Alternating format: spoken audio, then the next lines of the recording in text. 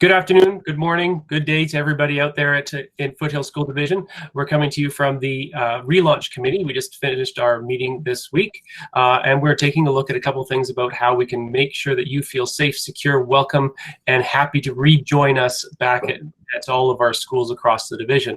I'm Glenn Gibson. I'm principal currently at Millerville School. I'm moving to Heritage Heights in the fall. So I will pass it on to Teresa to tell you a little bit more about what our work kind of looked like for this last week. Hi, yes, I'm glad to be doing this video again. I'm excited for it. Today we were looking at the thought exchange data, and the committee was thrilled to see that so many FSD students took the opportunity to share their voice. The participation from students jumped from 3% to 34%. And their comments were actually really quite positive and overwhelmingly showed that they are very motivated to get back to school. So it was a nice, consistent voice amongst the students, the parents, and the staff that schools are important and for more than just learning. And for more on the committee's progress, here's Jackie. Hi, I am Jackie Hoover. I'm with the Council of School Councils. I'm one of the co-chairs and the parent voice on the Relaunch Committee. Today we discussed the School Relaunch Handbook, which can be found on the website. So go ahead and check that out. We worked through it looking at all the different sections and looking and realizing that it is a living document that's constantly being updated.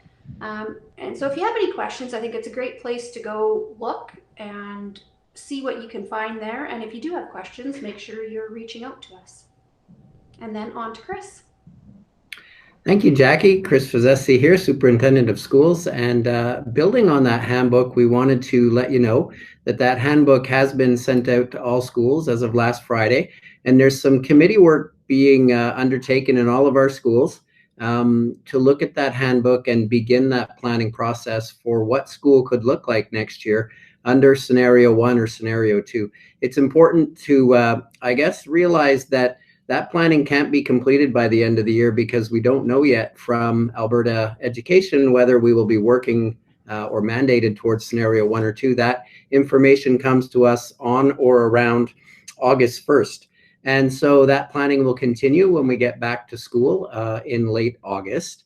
And we also wanted to update you about the content of the meeting next week, or the agenda for the meeting next week will be on continuing to plan and provide consistent and effective communication as we move forward.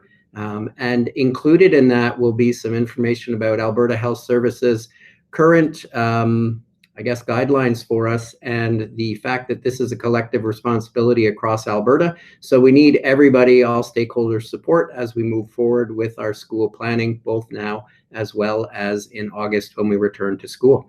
That is it for today. Thank you to Glenn, Teresa, and Jackie for joining me, and we will see you next week.